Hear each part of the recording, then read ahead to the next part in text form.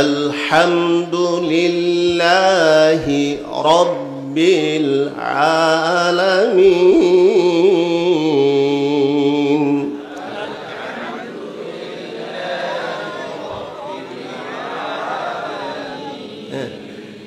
এগুলি বুঝান ছাড়া আমি মাসু করতে পারি না।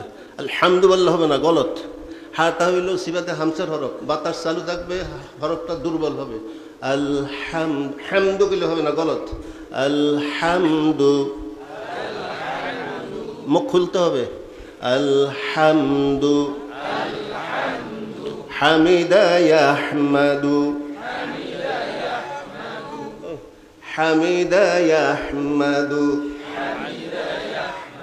হামদান, হামিদুন, আলহামদু।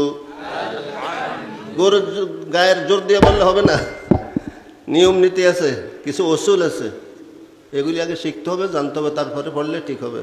আলহামদু, মুখ খোলা থাকবে, হায়ের উপরে জবর, জবর অবস্থায় মুখ খোলা থাকে, দুই ঠোঁট ফাঁকা রাখতে হয়। ইনফিতাহি শাফাতাইন, জবর উচ্চারণের কায়দা কি? যখনই জবরওয়ালা হরফ আসবে, জবর হবে, হরফ হবে, মুখটা খোলা থাকবে, দুই ঠোঁট ফাঁকা রাখতে হবে। ঠোঁট লাগাই থাকলে, মুখ বন্ধ রাখতে জবরের সঠিক উচ্চারণ হবে না। আলহামদু লিল্লাহি রাব্বিল আলামিন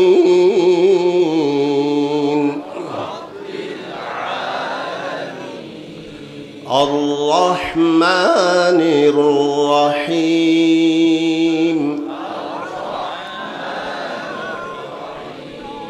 এই যে একজনে কইছে মানিউর রহিম, টান দিছে একটা লম্বা। এখানে এক আলিফ, আমরা সাধারণত জানি এক আলিফ মদ, কয় আলিফ?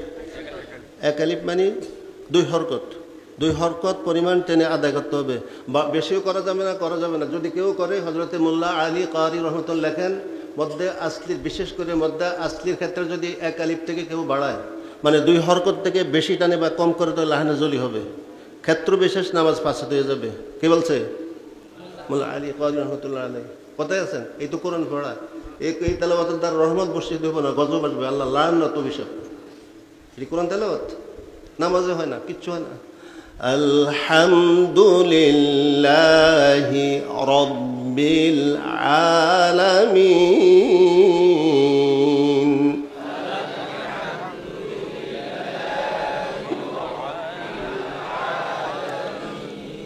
আর রহমানির রহিম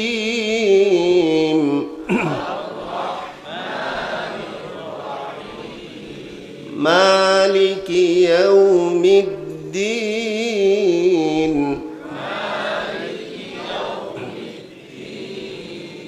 ইয়্যাকা না'বুদু ওয়া ইয়্যাকা নাস্তাঈন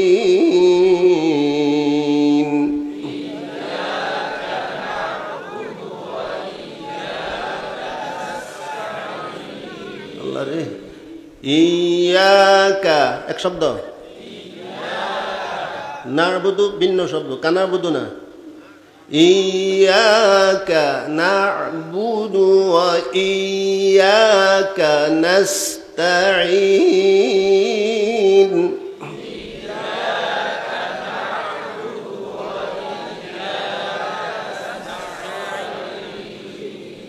ইহদিনাস সিরাতাল মুস্তাকিম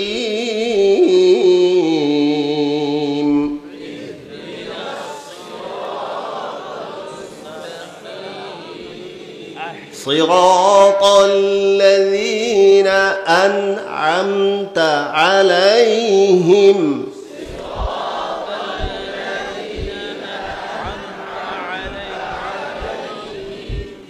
আন'আমতা আলাইহিম না, আন'আমতা আলাইহিম।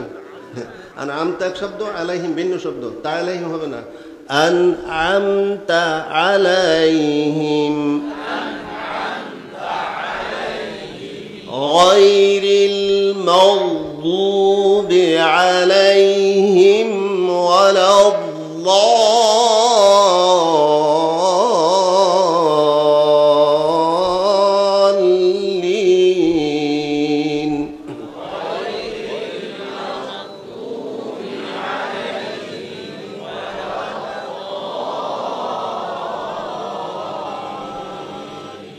আমিন। সাদাকাল্লাহুল আযীম।